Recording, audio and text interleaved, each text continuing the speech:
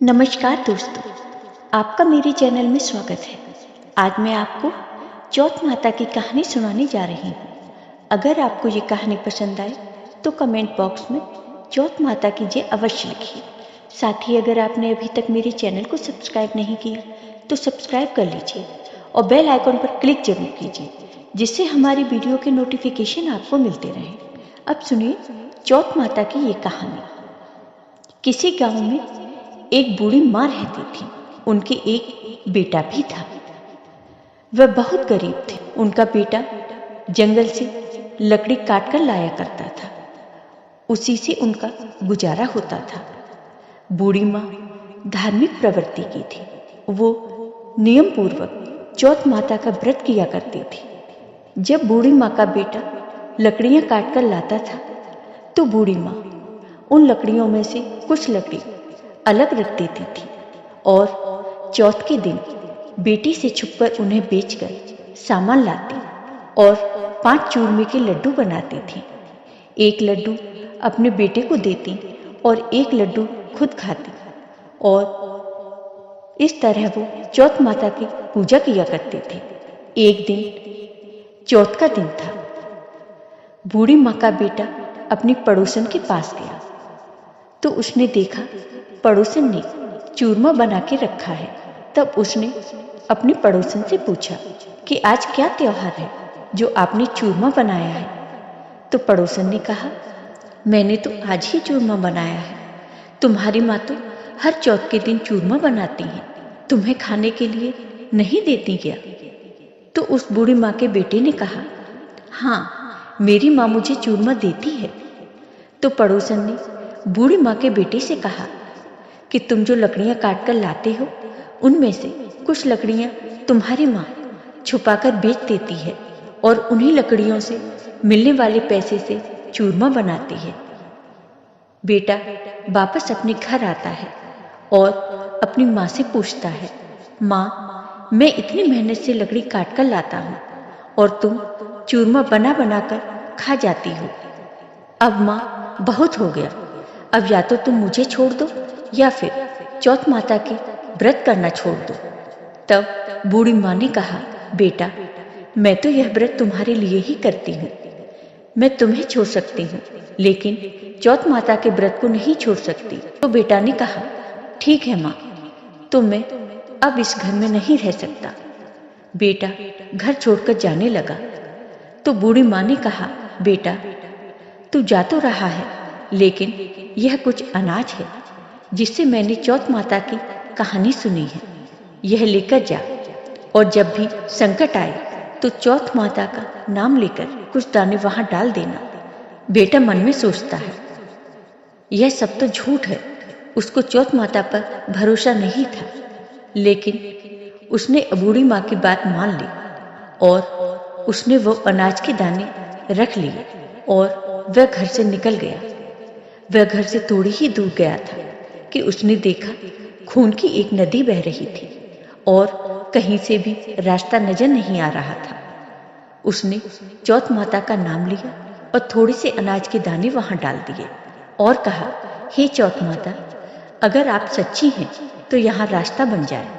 इतने में ही नदी सूख गई और रास्ता साफ हो गया। वह आगे बढ़ा और जंगल में पहुंच गया। थोड़ी देर में रात हो गई और जंगल में जंगली जानवर बोलने लगे। उसे बहुत डर लगने लगा तो उसने चौथ माता का नाम लेकर वहां पर कुछ अनाज के दाने डाले और कहा, हे चौथ माता, मुझे रास्ता दिखाओ, वरना ये जानवर मुझे खा जाएंगे। इतने में ही बूढ़ी माँ के बेटे को रास्ता मिल गया। चलते चलते वह एक राजा के नगर में पहुंच गया। वहां का राजा हर महीने एक आदमी की बलि देता था। चलते चलते वह एक बूढ़ी माँ के घर पर गया तो उस लड़के ने देखा कि बूढ़ी माँ पूड़ी बना रही थी और पूड़ी बनाते बनाते वह रो रही थी। तो उस लड़के ने बूढ़ी माँ के पास जाकर देखा, माई, तुम क्यों रो रही हो? तो उस बूढ़ी माँ ने कहा कि मेरे एक ही बेटा है और आज उसे राजा के पास बलि देने के लिए जाना पड़ेगा। यह पूड़ियां मैं उसी के लिए बना रही हूँ। तो उस लड़के ने कहा कि आप यह पूड़ियाँ मुझे दे दो, मैं आपके बेटे के बदले राजा के यहाँ बलि देने चला जाऊंगा। बूढ़ी माँ ने उसे पूड़ियाँ दे दी। रात को सोते समय उसने बूढ़ी अम्मा से कहा कि जब भी राजा का बुलावा आए तो आप मुझे बता देना। आधी रात को राजा का बुलावा आया तो बूढ़ी माँ सोचने लगी, पराए बेटे को मैं बलि चढ़ाने के लिए कैसे भेजूं। इतने में ही वह उठ गया और बूढ़ी अम्मा को बोला कि मेरा थैला और मेरी लाठी दे दो। बूढ़ी अम्मा ने सोचा कि आज तक कोई राजा के यहाँ से वापस नहीं आया तो यह भी नहीं आएगा। राजा के आदमी उसे ले गए और आवा में उसकी चिनाई कर दी। तब उसने चौथ माता का नाम लेकर कहा, हे चौथ माता, आपने पहले भी मेरे 2 संकट टाले हैं, तो आप अब यह संकट भी टाल देना। इतने में ही आवा पककर तैयार हो गया। 2-3 दिन बीत गए। 2-3 दिन बाद आवा के पास बच्चे खेल रहे थे। उन्होंने आवा पर पत्थर मारा, उससे आवाज आई। बच्चे राजा के पास जाकर बोले, राजा जी, आवा पक गया है। राजा ने सोचा कि 6 महीने में आवा पकता था, अब की बार 3 दिन में ही आवा कैसे पक गया। राजा के आदमी ने वहां जाकर देखा तो वहां पर सोने चांदी की कलश हो गए। अब उनको उतारने लगे तो अंदर से आवाज आई कि धीरे धीरे उतारो, अंदर मानस है। राजा के आदमी बोले, इसमें तो कोई भी नहीं बोलता था, आज पहली बार कौन बोलने लगा है, कोई भूत बोलने लगा है। आवा के अंदर जाकर देखा तो अनाज उगा हुआ था। राजा के आदमी को बूढ़ी माँ के बेटे ने सारी बात बता दी। तो राजा के आदमी राजा के पास गए और राजा को सारी बात बताई।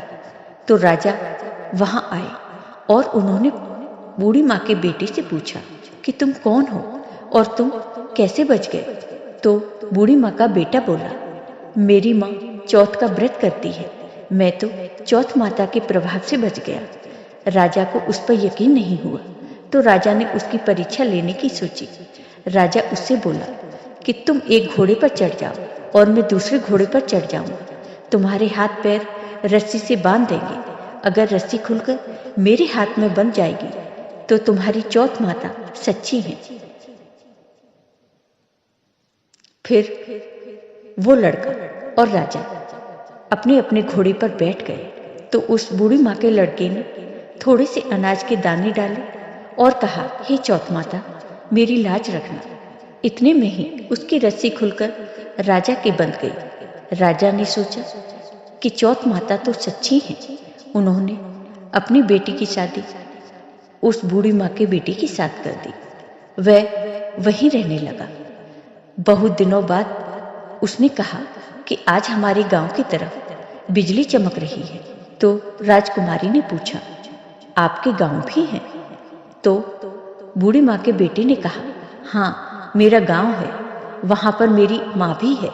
हम अब अपने गांव जाएंगे। राजा ने उन्हें बहुत सारा धन देकर विदा किया।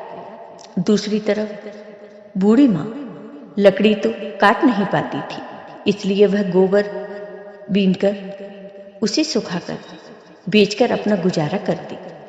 पड़ोसन ने उनके बहू बेटे को आता देखकर बूढ़ी माँ से कहा, माई, तेरे बेटे बहू आ रहे हैं और बहुत सारा धन लाए हैं। बूढ़ी माँ ने कहा, मेरे कर्म में बेटा कहाँ था? एक बेटा था जिसको तुमने सिखा बुझा के घर से भेज दिया। पर बूढ़ी माँ का मन नहीं माना और उन्होंने ऊपर चढ़कर देखा तो सच में ही उसके बेटे और बहू आ रहे थे। बेटे बहू अपने घर आए और अपनी बूढ़ी माँ से उन्होंने आशीर्वाद लिया और कहा कि माँ, हम चौथ माता के प्रभाव से ही बचे हैं। तब सारी नगरी में ढोल नगाड़े बजाकर कहा कि बेटे की माँ और उसकी पत्नी सब कोई चौथ का व्रत करे। 13 नहीं तो 4, 4 नहीं तो 2, सब करे। तो हे चौथ माता, जैसे आपने बूढ़ी माँ पर अपनी कृपा की, वैसे ही अपने सभी भक्तों पर अपनी कृपा करना। जय हो चौथ माता की। आपको ये वीडियो पसंद आया हो तो कमेंट बॉक्स में कमेंट करके जरूर बताइए। साथ ही मेरे वीडियो को ज़्यादा से ज़्यादा शेयर करें। धन्यवाद।